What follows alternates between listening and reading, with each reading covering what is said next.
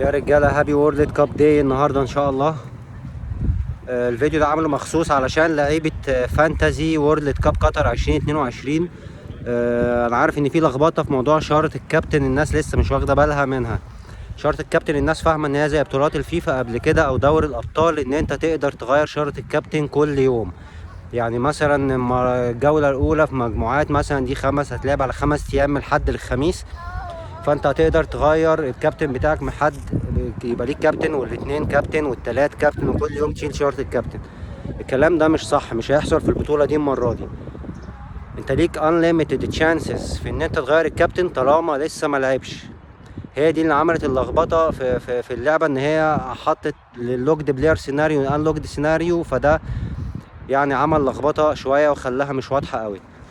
اللوجد بلاير ده اللعيب اللي لعب خلاص تمام، الانلوكد بلاير ده لسه ما لعبش، فانت اي لعيبه لسه ما لعبتش تقدر طول ما الجوله شغاله تشيل اشاره الكابتن من عليهم وتبدلها زي ما انت عايز.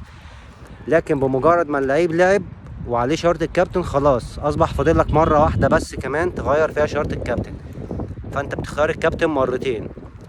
هديك مثال مثلا للوجد بلاير ده يتعمل ازاي. مثلا النهارده الحد ودلوقتي الساعه 6 وخلاص البطوله ابتدت، وانت مختار هاري كين الكابتن بتاعك هيلعب بكره.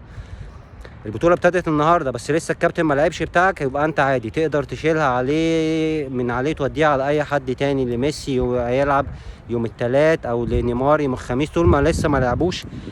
اول كابتن ليك لسه ما لعبش، لسه ما بقاش لوجد، ده فده انلوجد، تقدر تشيل عليه من الشاره وتوديها. لكن لو النهارده الاتنين هاري كين لعب ونقطه ما عجبتكش وانت مختاره كابتن وهتشيل من عليه الشاره توديها لكابتن تاني، اعرف ان دي اخر فرصه ليك في الكابتنه.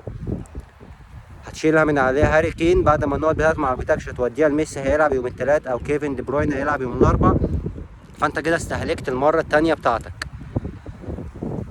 خلاص مش هتقدر تغير الكابتن بيه بعدها. خليك يعني ايه حذر في النقطه دي.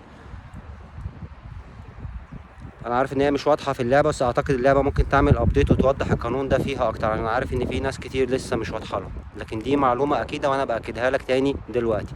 بتغير الكابتن بتاعك بس مرتين طالما اللعيب بتاعك لعب وبقى لوجد بس. واتمنى لكم مشاهده ممتعه ويبقى كاس عالم حلو ان شاء الله. شكرا، مع السلامه.